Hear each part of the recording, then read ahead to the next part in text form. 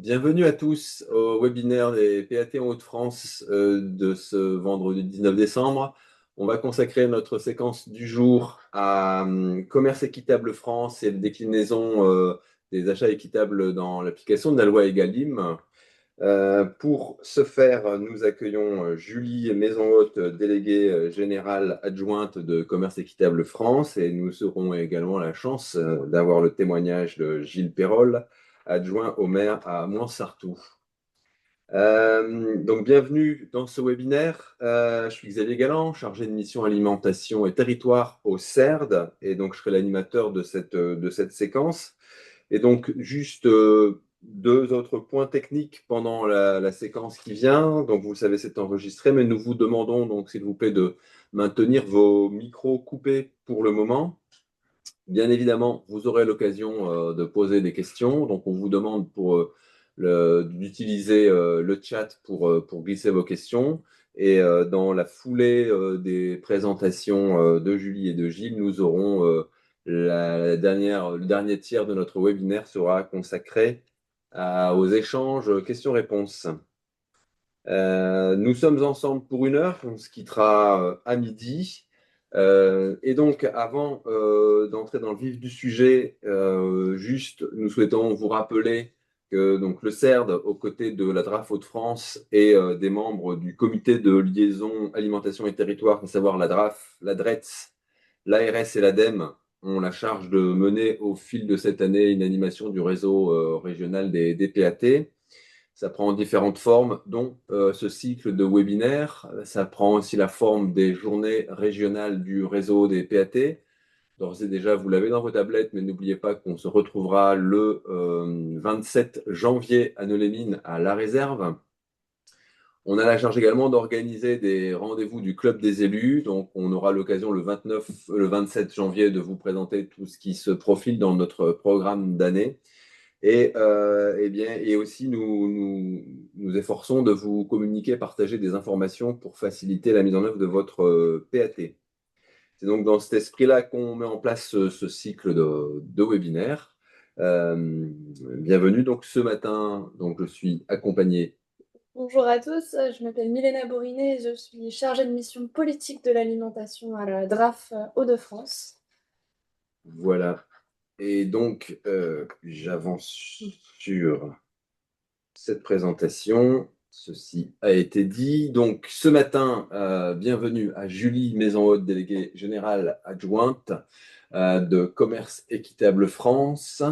Et à la suite de la présentation d'intervention de Julie, Gilles Perrol, adjoint au maire de Montsartou, illustrera la mobilisation des produits du commerce équitable dans la déclinaison du projet alimentaire territorial de Montsartou.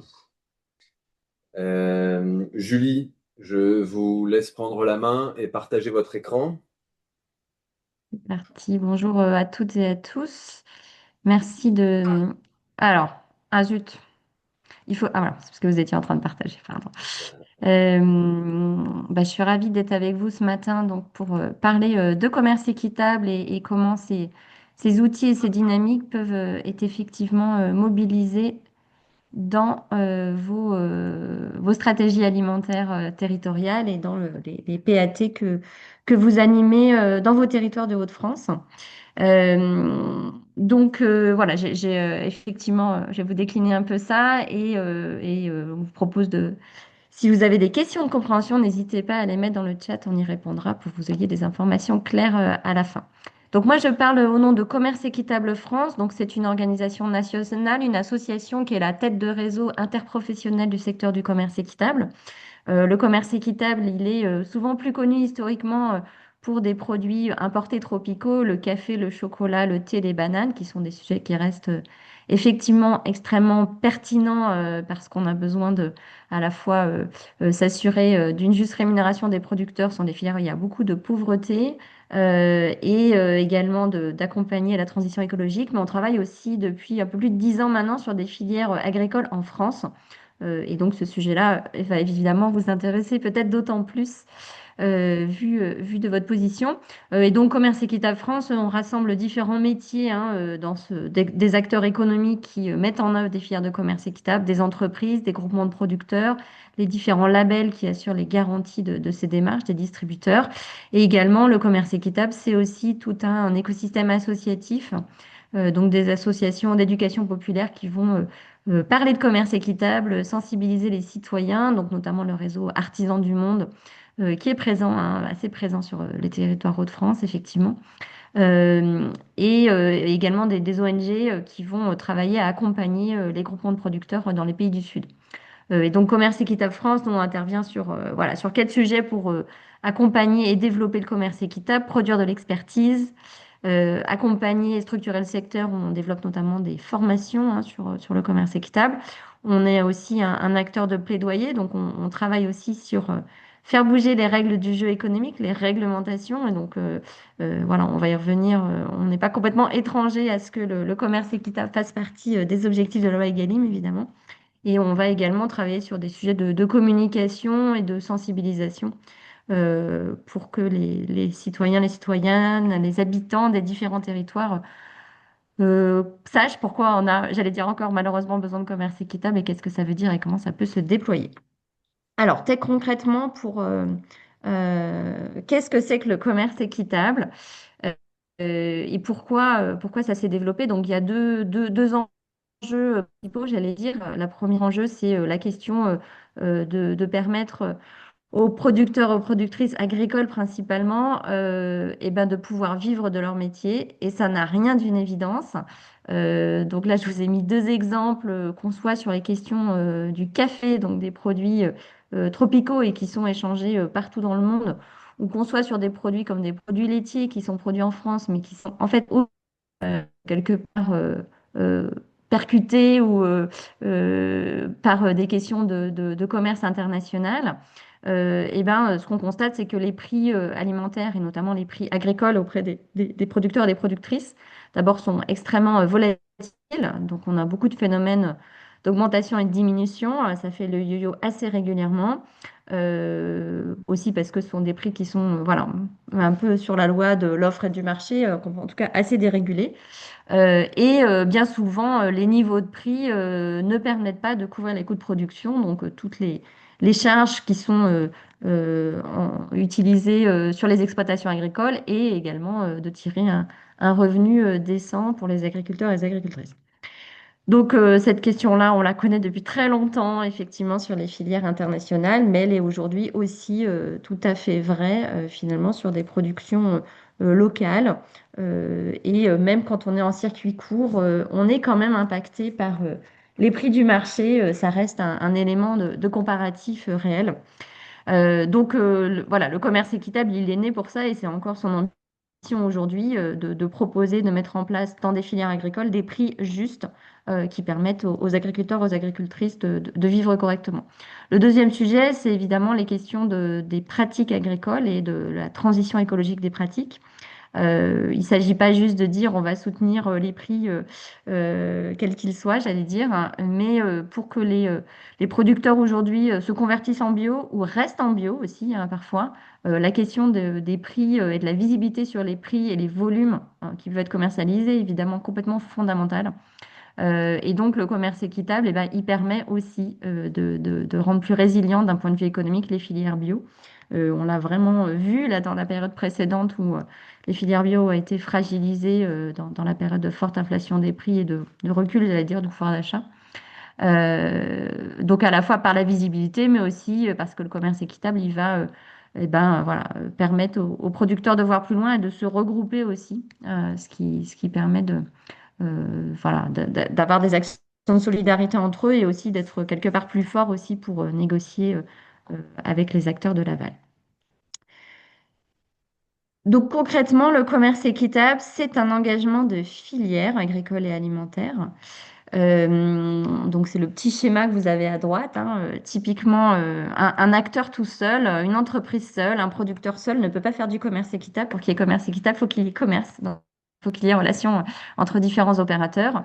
Donc, une filière s'engage quand vous une entreprise agroalimentaire, par exemple, une laiterie, qui va s'engager avec un collectif d'agriculteurs et d'agricultrices. Donc, si je une filière laitière, une laiterie va s'engager avec une coopérative ou une association de producteurs et va s'engager sur effectivement acheter un volume minimum à un prix minimum à travers un contrat sur une longue durée. Cette entreprise, cette laiterie va s'engager également à verser une prime de commerce équitable, donc qui va, au-delà de l'achat des produits à un bon prix, va aussi permettre de financer des actions collectives sur le territoire et portées par les agriculteurs. Euh, il y a également évidemment des engagements à ce que enfin, il y a une traçabilité, une transparence tout au long de la filière pour que on arrive jusqu'à la bouteille de lait au consommateur, où on sache qu'effectivement, pour avoir ce lait-là, les engagements de prix et de contractualisation ont été respectés. Ces différents engagements, aujourd'hui, ils sont présents dans la loi française, donc on ne peut pas dire qu'on fait du commerce équitable et écrire commerce équitable ou écrire lait équitable, par exemple, ou café équitable sur un produit comme ça. Il faut respecter les engagements qui sont présents dans la loi française, donc qui décline ces engagements en sept critères. Donc j'ai évoqué le fait qu'il y a un partenariat commercial sur la durée, donc on a une contractualisation d'au moins 3 ans, l'engagement sur des prix rémunérateurs qui couvrent les coûts de production, le versement d'un montant supplémentaire qu'on appelle souvent le fonds de développement ou la prime de commerce équitable pour des projets collectifs, transparence et traçabilité. Le fait aussi de s'adresser à des producteurs qui sont organisés collectivement, donc associations, OP, coopératives agricoles. Le fait aussi de le faire savoir, j'évoquais ça tout à l'heure, donc il faut aussi, quand on fait du commerce équitable, on doit le dire et accompagner ça de sensibilisation. Et évidemment, en commerce équitable, il y a toujours aussi le fait de valoriser des modes de production respectueux de l'environnement et de la biodiversité. Donc il y a toujours des critères. Nombre de produits de commerce équitable sont également labellisés bio. Pas nécessairement, mais quand c'est pas en bio, il y a forcément des cahiers des charges environnementaux sur les modes de production. Et donc, cette définition, elle existe dans la loi française depuis 2005, mais elle a évolué, hein. La première étape était 2005. Depuis 2014, cette définition, effectivement, s'adresse aussi sur des produits origine France. Avant, on ne pouvait pas parler de commerce équitable. Maintenant, on le peut tout à fait. Et puis, voilà, différents éléments ont été ajoutés, notamment en 2019, le fait que on peut pas, si on écrit équitable, c'est comme si on écrivait commerce équitable, donc on doit respecter la même loi. Et en 2021, les critères environnementaux qui existaient dans les pratiques, mais pas dans la loi, ont été rajoutés dans la loi. Donc ça, c'est le commerce équitable défini dans la loi, donc qui ne correspond pas, voilà, qui correspond à des critères d'engagement assez précis. Et aujourd'hui, la loi Egalim, donc sur les critères d'alimentation saine et durable, mentionne le commerce équitable parmi les 50% de produits que vous devez en théorie intégrer dans la restauration collective. Et donc, on a développé un certain nombre d'outils qui vous permettent d'engager ce travail-là. Aujourd'hui, il faut savoir que les ventes de commerce équitable en France, au total, c'est 2,6 milliards d'euros, dont la moitié sont des produits français, l'autre moitié des produits tropicaux. Donc, vous avez aujourd'hui, je vais dire, du choix pour pouvoir intégrer des produits dans vos achats. Donc, que ce soit, encore une fois, voilà, dans ce que vous allez trouver régulièrement en restauration collective, des produits laitiers, du pain, des fruits et légumes, des céréales, du chocolat, des bananes, du sucre. Voilà, il y a quand même des épices, une diversité de produits. Un certain nombre d'outils que vous pouvez trouver sur notre site internet. Effectivement, un guide assez précis, une fiche technique sur le sourcing, donc comment on fait pour identifier notamment des fournisseurs qui vont me permettre de répondre à mon ambition d'intégrer du commerce équitable. On a un certain nombre de fiches expérience aussi qui explicitent comment différentes collectivités ont effectivement fait ça, que ce soit en gestion directe ou en gestion concédée, hein, les deux sont possibles. Et puis effectivement, identifier l'offre, c'est à la fois identifier le champ des possibles. Donc on a sur notre site web aussi un un listing qui vous permet de voir des premiers éléments sur l'offre. Et c'est aussi reconnaître les produits. Donc, en commerce équitable, les produits sont labellisés. Donc, voilà, vous avez ici effectivement les différents labels. On n'a pas un seul label, hein.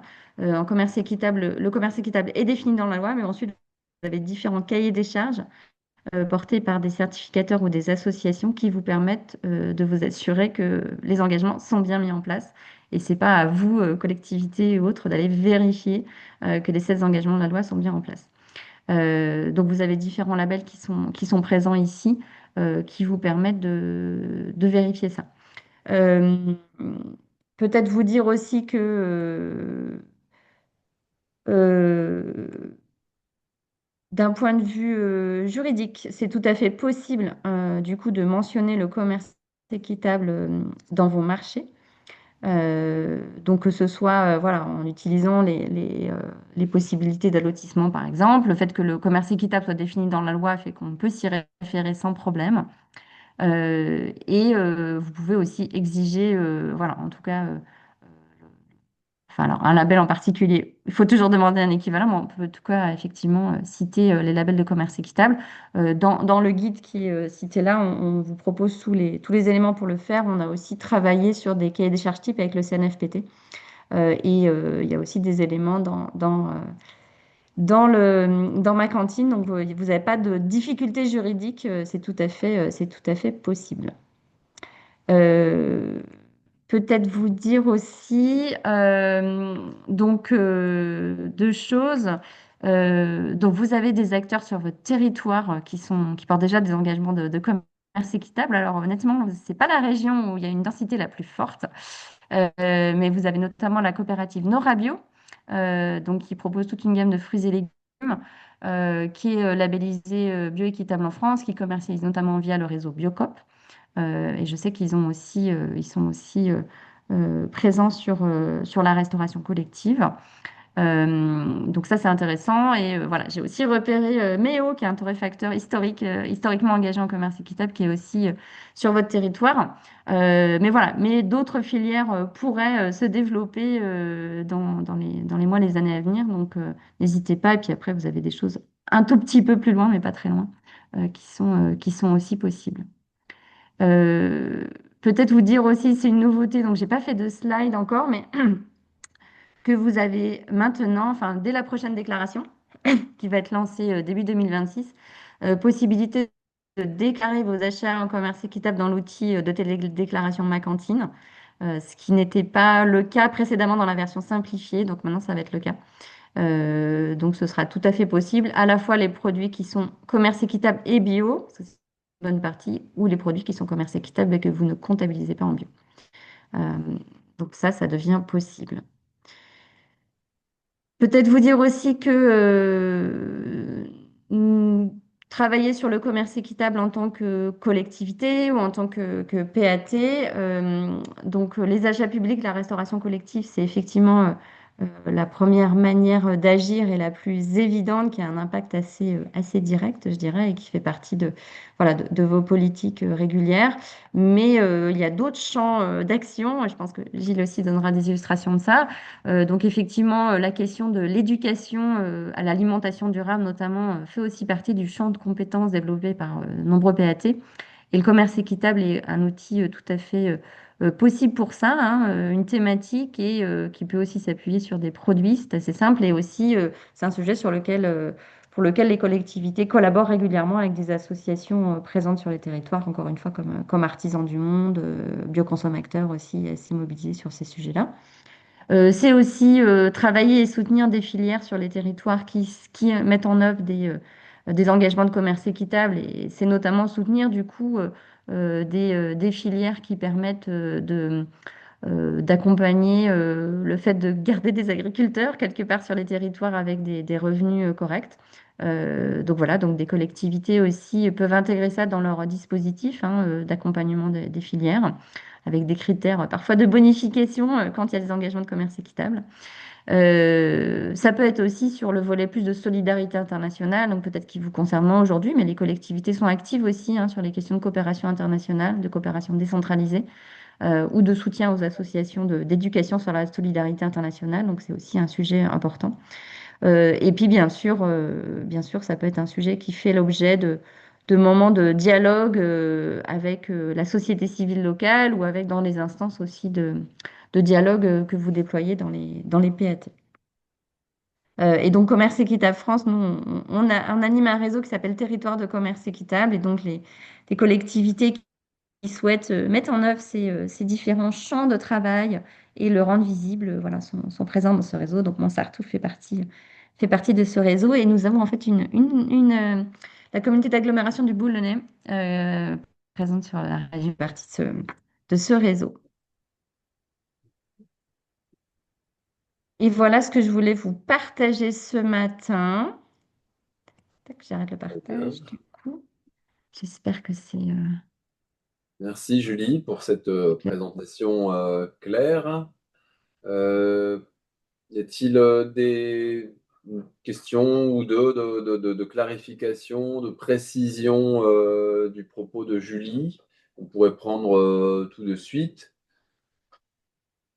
Si ce n'est pas le cas, on, on va donner la parole aux témoins de ce jour. Merci Gilles Perrol de vous être rendu disponible pour témoigner de l'engagement de Montsartou sur ce point des achats de produits équitables.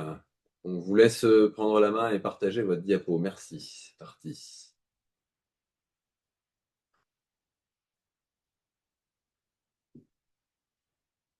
Ah, je Voilà. trouvais plus où remettre mon micro. Très Ça bien. m'avait disparu. Bonjour à tous. Merci pour l'invitation. Heureux de parler de commerce équitable. C'est un sujet que Montsartou travaille depuis longtemps.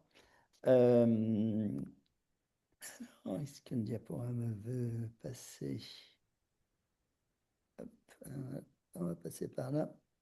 Donc, peut-être je commence un peu d'un pas de côté, mais en fait, pour vous montrer que vous avez aussi ici un exemple de la réflexion qu'on mène sur comment définir ce qu'on veut manger. Alors, c'est notre souveraineté alimentaire, ce n'est pas forcément la vision du ministère de l'Agriculture, où la souveraineté est la toute-puissance de l'autonomie. Nous, la souveraineté, c'est décider ce qu'on veut manger, ce qu'on veut mettre dans notre assiette, comment on souhaite que notre alimentation soit produite, décider d'où vient ma nourriture et décider des modèles d'échanges commerciaux pour ma nourriture. Donc, vous voyez que déjà dans notre définition de base, il y a une notion d'enjeu d'échange commercial et ça se décline pour la restauration scolaire, par exemple, dans ce que vous voyez en bas.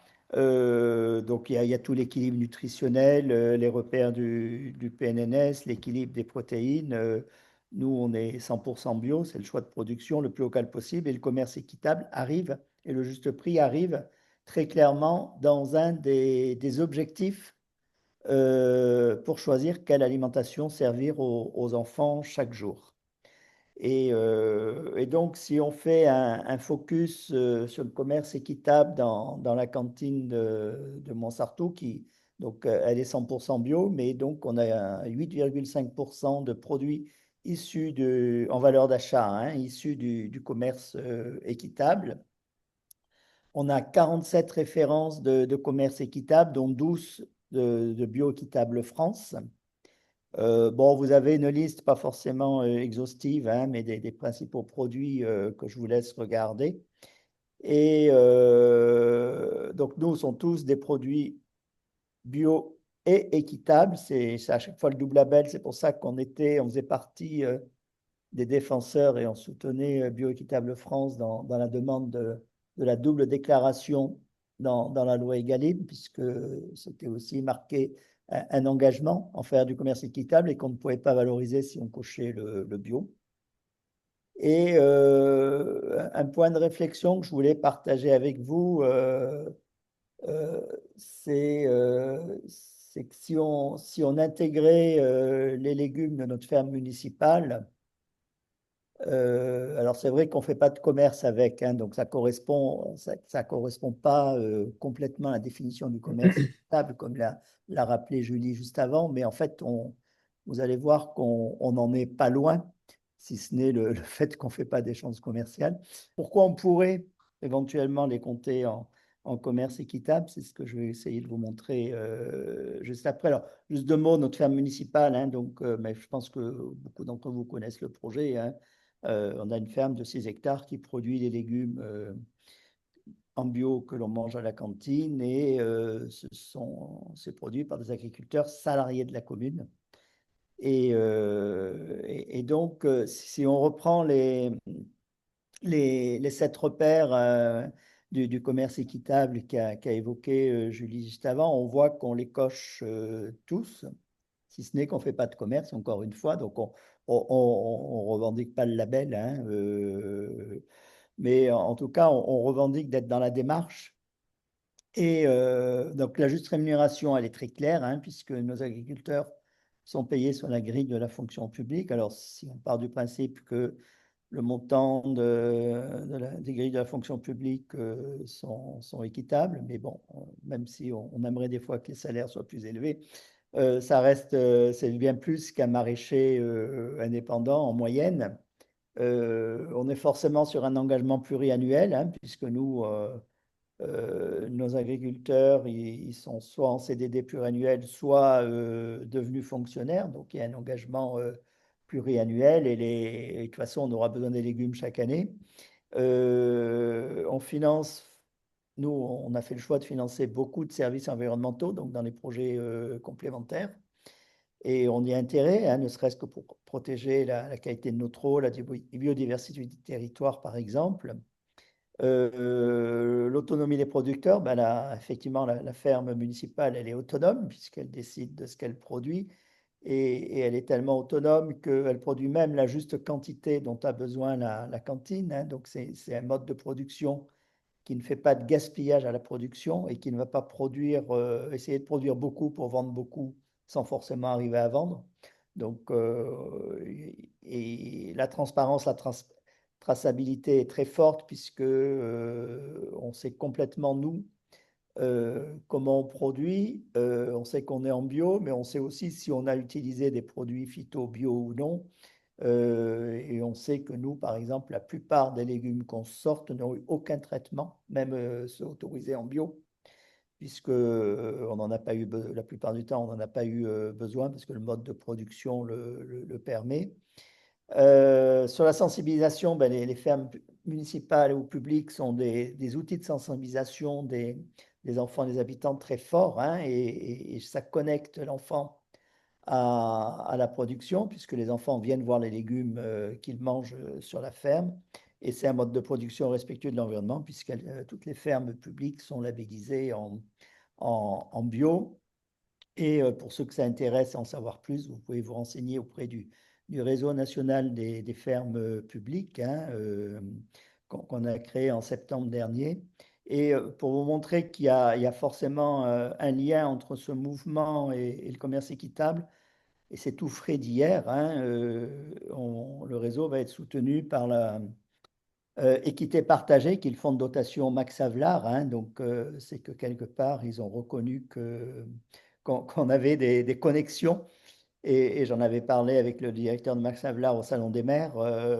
Voilà, donc c'est quelque chose qu'on va creuser. Je pense qu'il faudra qu'on en parle aussi, Julie, avec Commerce Équitable France, comment on peut rapprocher ça et comment on peut nourrir la réflexion sur le commerce équitable.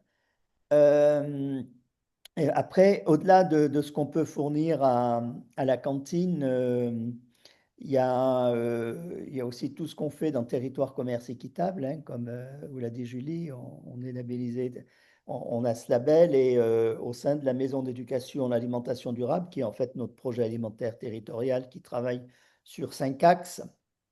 On travaille le commerce équitable principalement dans les 2 axes, accessibilité physique et sociale à l'alimentation durable, et dans l'axe éducation et accompagnement de tous à l'alimentation durable. Et je vais vous donner quelques exemples. Oh, la photo est floue, je suis désolé, je ne l'avais pas vue. Déjà, on a un partenaire très fort sur la commune, hein, en termes d'approvisionnement, c'est la Maison du commerce équitable. C'est une épicerie associative qui fait du commerce équitable Nord-Sud et France aussi, local. Et d'ailleurs, qu'il a fait avant que ça soit reconnu comme un label de commerce équitable, parce qu'il y a très longtemps que la boutique vend les produits des producteurs du département, hein, pour les soutenir, et il les vend même avec une marge inférieure à celle des autres produits. Il se trouve que c'est la boutique de commerce équitable qui a le plus gros chiffre d'affaires de France, alors on a une ville de 10 000 habitants.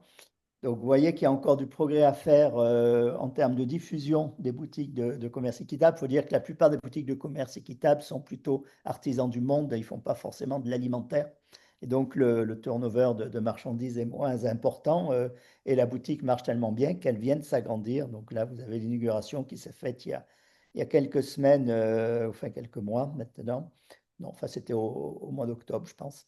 Euh, et qui est un des partenaires très forts de la commune, aussi bien en termes d'approvisionnement, mais en termes aussi de sensibilisation des publics.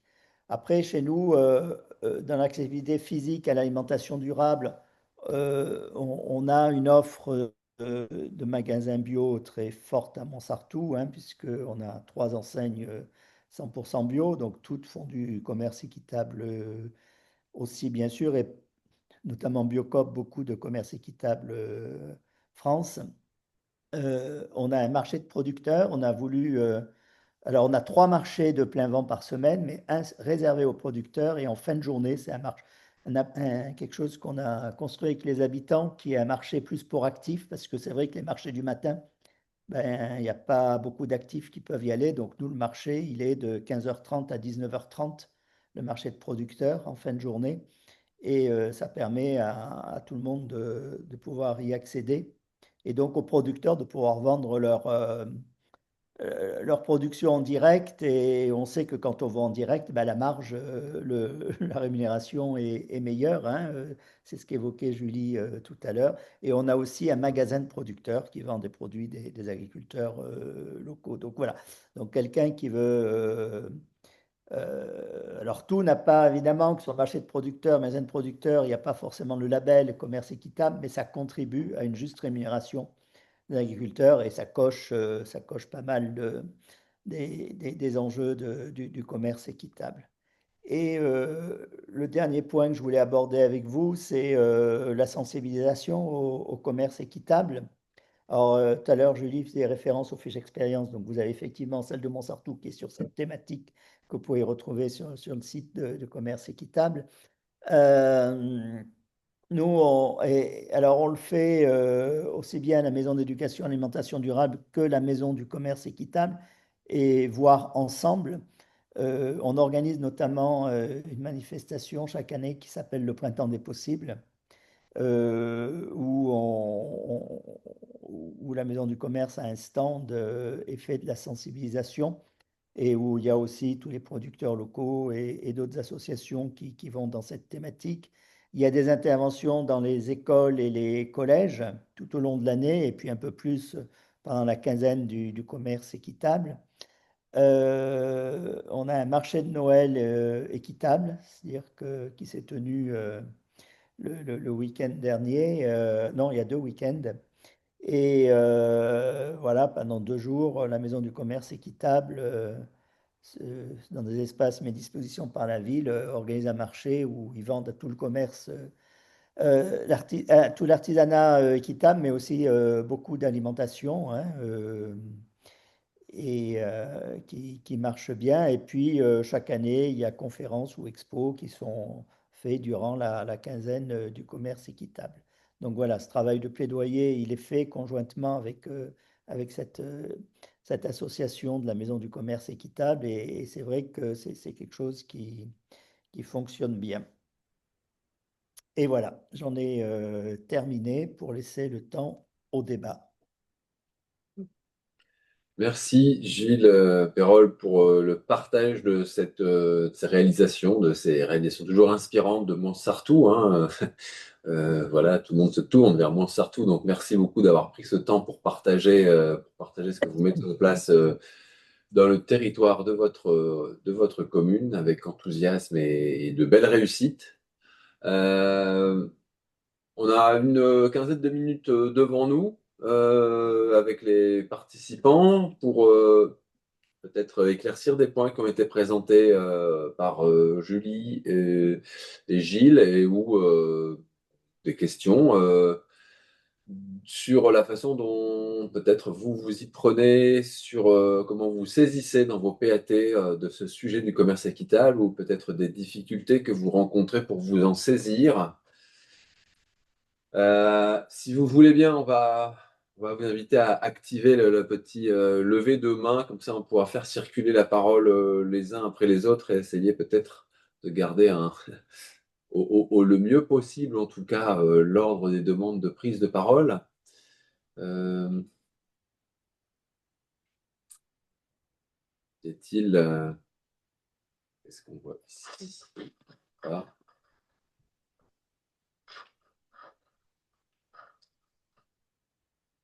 pas de... Les propos étaient clairs, limpides, inspirants. Vous êtes venu et vous avez entendu tout ce que vous en attendiez et vous voilà prêt à relever l'engagement du commerce équitable dans les Ça achats peut sur... peut-être être intéressant, je sais pas, je me permets, mais si c'est pas des questions de clarification, enfin, en tout cas, moi, je serais tout à fait intéressée à entendre les témoignages peut-être des personnes autour du micro pour savoir si cette thématique est abordée d'une manière ou d'une autre dans votre PAT, ce qui n'est pas toujours le cas. En tout cas, c'est pas une évidence.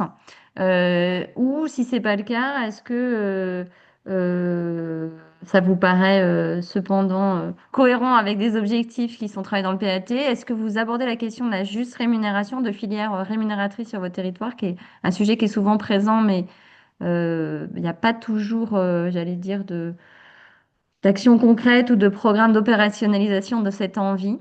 Donc voilà, moi en tout cas, ça m'intéresse d'avoir peut-être des témoignages Et peut-être, moi, si je vous avez des rajoute une questions. question, Ouais. Julie. Est-ce que dans les restaurations collectives de vos territoires, vous relevez le pourcentage de commerce équitable? Mm. Est-ce que vous en avez connaissance ou est-ce que c'est un objectif à mettre en place?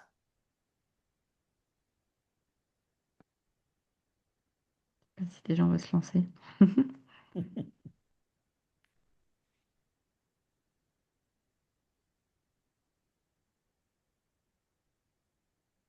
Allez-y. Com, tu demandes la parole. Vas-y, Com. Vous m'entendez correctement? Oui, on t'entend. Merci. Ok, parfait. Pour du coup répondre aux questions, j'avais pas spécialement une question parce que les présentations ont été claires. Nous, donc à Capso, Pays de Saint-Omer, il n'y a pas forcément de mention explicite dans le PAT, dans les objectifs du PAT des pourcentages de produits issus du commerce équitable à atteindre. Et ça va plus être sur ce que vous évoquiez, Julie, ça va plus être sur la structuration des filières, en fait. Et notamment dans le cadre de la filière viande du Marais, qui est travaillée avec le parc naturel régional du Café Marais d'Opale. Excuse-moi, excuse-moi, je t'interromps. C'est très sonore et on t'entend de façon dans un halo assez. Peut-être approché, ouais, c'est ça du micro, s'il te Ouais, plaît. Ouais. c'est mieux, là. Peut-être, ouais, un petit peu mieux, oui. Je suis désolé, hein, ça fait beaucoup d'écho. Ouais, ouais. Oui, autour, mais voilà, ce que je voulais dire, c'est plus sur le côté filière, en fait. Donc, on va travailler sur l'aspect équitable de la production. Je crois que je parlais de la filière viande du Marais, voilà, qu'on travaille avec le parc naturel régional. Et où il va y avoir cet aspect équitable, mais ça va pas être spécifiquement, enfin, un peu comme ce qui était expliqué par Gilles Perrol sur Montsartou, ça va pas répondre à la définition parfaitement du commerce équitable, mais on va travailler la question de la rémunération juste des producteurs, en fait. D'accord. Après, sur cet aspect-là, je vous invite quand même à regarder les engagements du commerce équitable, parce que ça peut être des aides assez intéressantes pour accompagner la structuration de filières, puisque ce sont des engagements et des modes de faire qui sont, j'allais dire, testés, expérimentés dans plein de régions, de filières différentes. Et ça peut vous permettre de ne pas tout réinventer, j'allais dire, en tout cas d'utiliser les outils qui sont utilisés en termes de contractualisation, d'élaboration des prix. Nous, on a fait un travail notamment sur l'analyse des coûts de production qui peut vous donner, enfin vous et aux opérateurs hein, dans ces filières agricoles, des éléments de repère quand même très intéressants, parce qu'on voit que structurer une nouvelle filière, en fait, c'est souvent, ça demande souvent beaucoup d'énergie, on voit du côté des collectivités, parfois beaucoup de moyens finalement d'accompagnement. Et donc voilà, ne pas hésiter à utiliser ce qui existe, j'allais dire déjà en termes d'outils et de dynamique, ça peut déjà être intéressant. Petit sondage, donc, pour répondre peut-être à la question qu'invitait Julie, est-ce que sur vos territoires, en effet, vous relevez l'information dans vos déclarations sur le commerce équitable ou pas, pour se donner un petit peu dans l'état actuel des choses, faites des pratiques que vous pouvez d'ores et déjà avoir sur les territoires. Est-ce que c'est des informations que vous distinguez, que vous collectez euh, pour les répondants, ça n'a pas l'air d'être le cas pour le moment. Donc, ce que vous rappeliez, Julie, en effet, sur cette nouveauté 2026, en tout cas, dans les déclarations Ma Cantine, en tout cas, le, il y aura la possibilité de distinguer, en effet, ces volumes d'achat de commerce équitable. Hein. En tout cas, Oui, moi, oui, je pourra le déclarer. un petit mot de plaidoyer. Je pense que visiblement, ça n'a pas l'air très présent ou très pris en compte ou très structuré sur vos territoires. Et déjà, dans tout ce qui est nord-sud, tout ce qui est banane, chocolat, café, je veux dire, il me paraît essentiel Hmm. que les collectivités publiques s'engagent dans le commerce équitable parce que éviter que notre nourriture soit produite par des enfants ou dans des conditions déplorables de rémunération, de sécurité, bah, ça serait important. Donc c'est peut-être un sujet à faire monter. Hein, du coup, on est là aussi pour informer et Hmm. partager.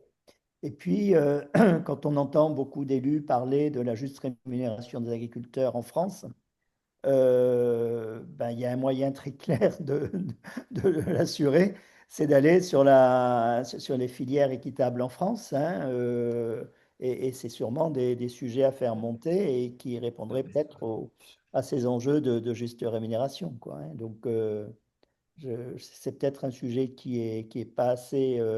On connaît le commerce équitable, mais on s'en sent des fois éloigné. Donc, ça peut être très concret, comme vous l'avez vu dans ce que j'ai présenté, en tout cas en restauration collective. Hein, et il faut oser se lancer, quoi. Merci Gilles, tout à fait. Hein. Et c'est vrai que sur les produits internationaux, il n'y a pas une cantine de France qui ne sert pas des bananes à un moment donné.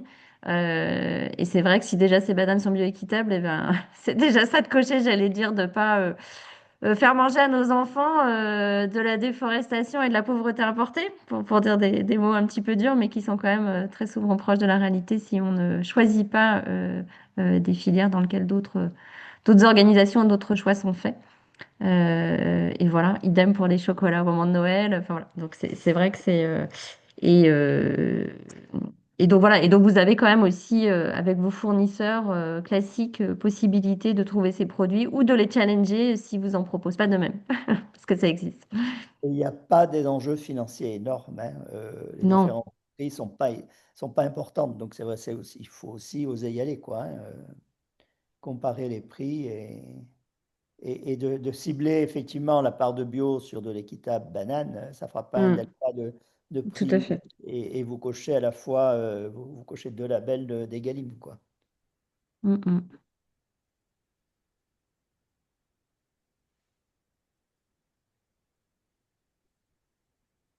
Bien, merci. Ces précisions là. Peut-être que ouais, la projection des uns des autres, on voit un peu les participants, en effet, la projection de renseigner prochainement ma cantine. Ça vous met certainement là aussi dans les moments où vous allez être en situation de collecter toutes ces informations. En tout cas sur les données à renseigner sur les modalités d'achat, d'approvisionnement pour vos restaurations collectives.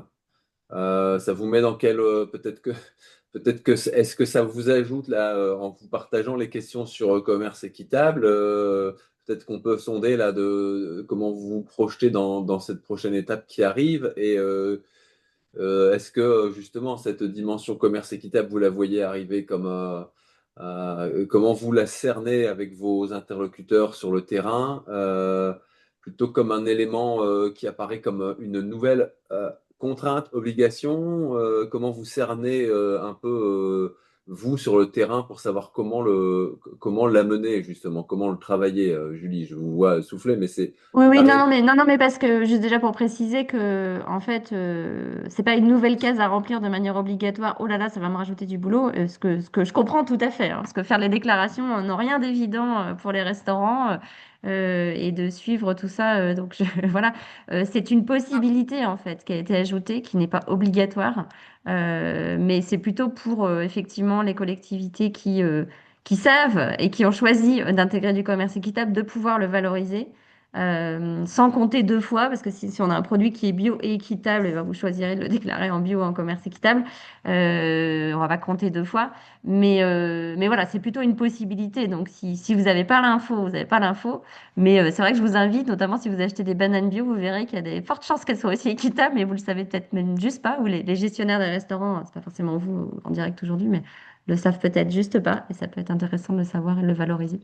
Mais donc voilà, c'est pas, bah, c'est très bien hein, si vous arrivez à suivre les achats en commerce équitable et dans l'ensemble des achats de produits de qualité. Mais c'est pas une obligation supplémentaire, encore une fois, c'est une option, une possibilité qui est offerte.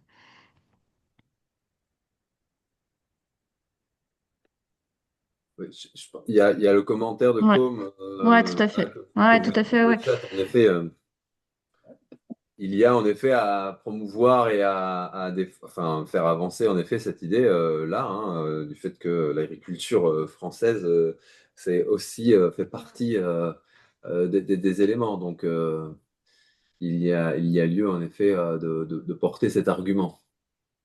Ouais, ouais, tout à fait. Bah, c'est vrai que cette possibilité d'appeler commerce équitable des filières françaises, il y avait des choses qui existaient avant, d'il y a 10 ans, donc c'est beaucoup et pas beaucoup à la fois.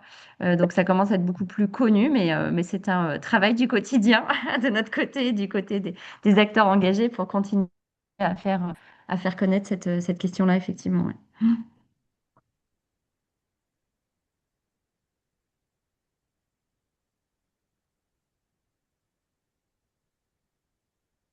Oui, oui. Oui, oui, donc en fait, enfin, pour rebondir sur le propos de Mélodie qui le met dans le chat, en effet, enfin, cette question, elle est euh, de transformer ce qui peut être perçu là comme en effet des éléments de contrainte, enfin, au service de nos PAT. On sait très bien ce à quoi ils sont mobilisés et quel est le projet qu'ils portent. En effet, ça ne doit le véritable enjeu pour que les PAT soient transformateurs, c'est en effet de mesurer aussi, et certes c'est un indicateur significatif, hein, la production bio, mais c'est aussi tout ce que ça emmène sur le territoire comme transformation du modèle agricole et alimentaire, hein, Mm. qui est Mais important. c'est là où je pense qu'il faut savoir pourquoi on fait les choses. C'est-à-dire qu'effectivement, si la contrainte, c'est d'atteindre le bio d'un objectif égalim, eh ben, c'est une contrainte et on va traîner les pieds pour y aller. Si c'est un Mm. enjeu de santé publique, si c'est un enjeu environnemental et que la collectivité prend conscience de ces enjeux et veut y répondre parce que pour moi, on ne peut pas faire autrement, ben en fait, ça devient beaucoup plus simple. Hein. Si nous, on est passé en 100% bio très facilement sans dépenser plus. Donc, bon, je ne vais pas développer ça maintenant aujourd'hui, mais vous avez tout ce qu'il faut sur notre site internet et notamment les webinaires spéciaux municipaux qu'on a réalisés et que vous pouvez visionner actuellement sur le site de la MEAD.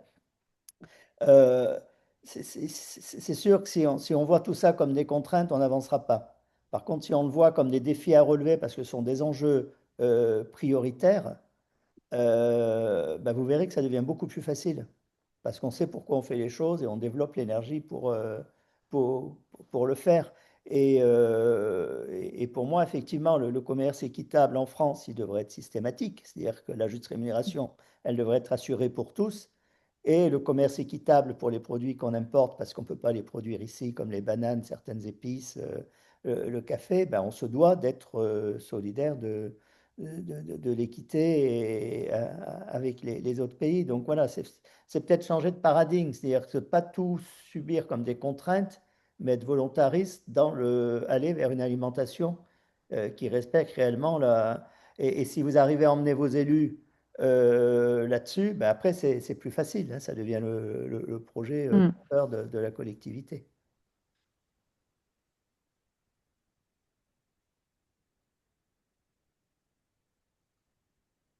Bon, je Tout vous à ai fait. fait, Merci, Gilles, en désolé. tout cas.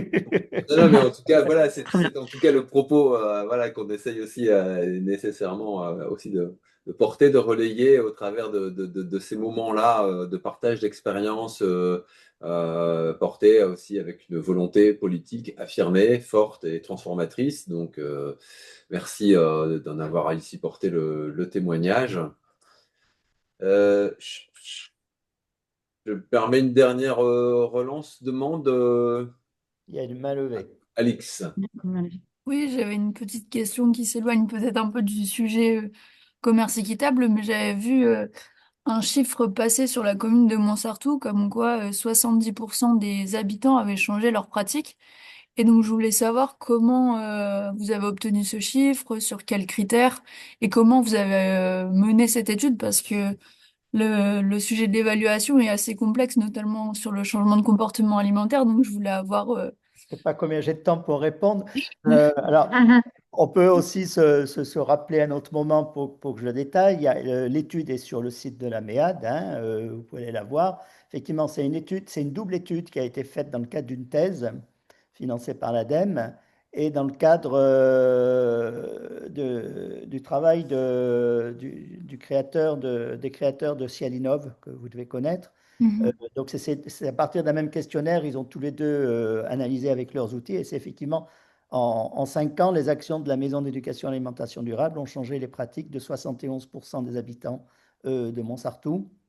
Et notamment, la moyenne, c'est une diminution de 30% de l'alimentation ultra transformée, une diminution de 23% de la consommation de viande, une augmentation de 28% de l'alimentation biologique, ce qui a une augmentation de 14% des déplacements à vélo pour faire les courses, ce qui a donné un impact climatique en diminution de 26%. Voilà, donc je vais essayer des chiffres un peu bruts et rapides, mais ça montre qu'on peut faire des politiques qui ont des effets positifs. Parce que, alors là, c'était le versus climat, comment on arrive à décarboner notre alimentation. Mais on sait que quand on décarbone son alimentation, elle est aussi bonne pour la santé. C'est-à-dire que l'avantage, c'est que c'est les mêmes changements qu'il faut faire pour la santé et l'environnement. Donc, c'est tout bénef. Et à partir des connaissances et des caractéristiques, des déterminants de santé, on sait que cette alimentation, elle est bonne pour la santé aussi. Donc on voit qu'on peut changer les choses assez simplement et efficacement. Et c'est beaucoup plus simple de décarboner l'alimentation que de décarboner la mobilité ou le logement. Et l'alimentation, c'est 25% des gaz à effet de serre. Donc c'est 25% de la solution. C'est la solution la plus facile à mettre en œuvre.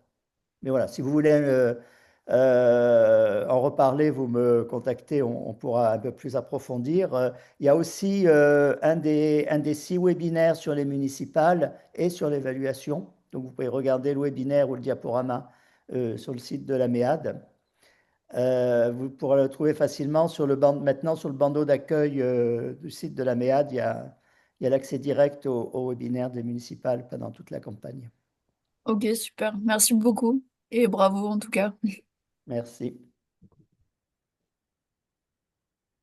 Très bien, merci Gilles pour ces apports, ces témoignages et ces partages sur les succès que vous menez, réalisez et qui ont vraiment l'intérêt d'être partagés pour continuer d'inspirer. Merci beaucoup. Écoutez, on s'est promis de se quitter à midi. On arrive à l'heure pour notre fin de webinaire.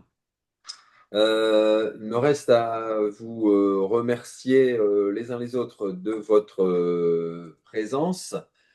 peut-être de terminer en se disant quelques petites informations.